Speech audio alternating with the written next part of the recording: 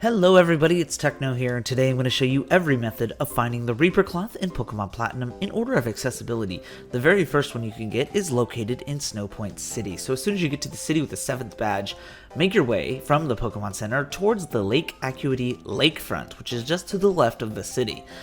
Go straight ahead, and over here you'll find this small area where you can rock climb as soon as you pass through this deep snow.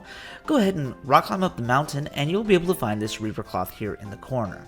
Now the next Reaper Cloth you can get is actually located in the post game, so over in the battle zone you can go ahead and fly on over to the resort area.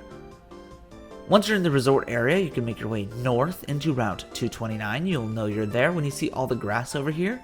Just keep going up until you see the dark, tall grass on the right side. Under this meteorite, you should be able to cut through a small tree and find another Reaper Cloth there. Now those are the two finite methods. There is still one more infinite method of finding the Reaper Cloth, however it's not very reliable. You're also going to need to have beaten the Elite Four and the Pokemon League, so once you've done that, go back to Veilstone City, make your way south into Route 214.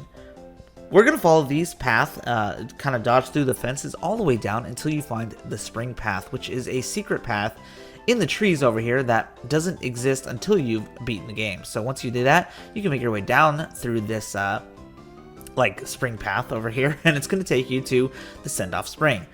Once you come over here, we were here earlier in the story, but we were headed out.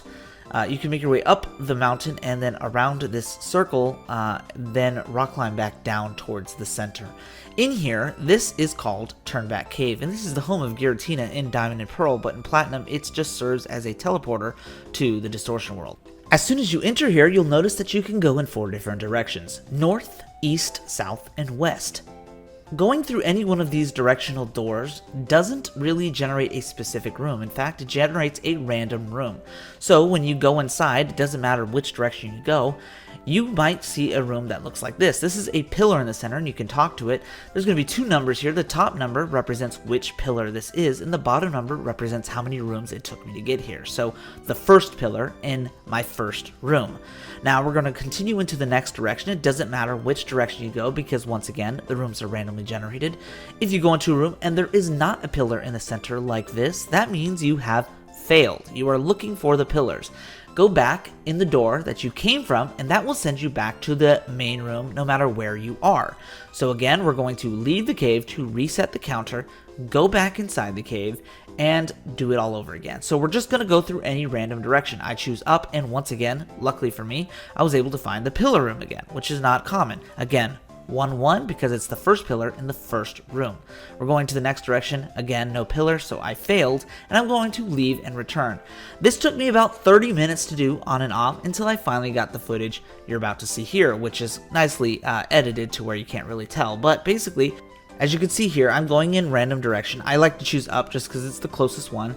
Here in the first room, I have the first pillar in the first room, and I'm going to just go up again.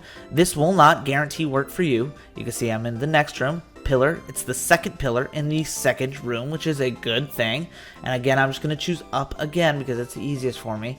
And then, wow, 3 pillars, that's what you need. So third pillar in the third room. If you see third pillar and it's not 3 as the second number, you did it wrong, sadly. You need it to be 3-3 on the last one. Once you do that, we're going to make our way to any room here. It doesn't matter which one because the next room is guaranteed going to be the Giratina room.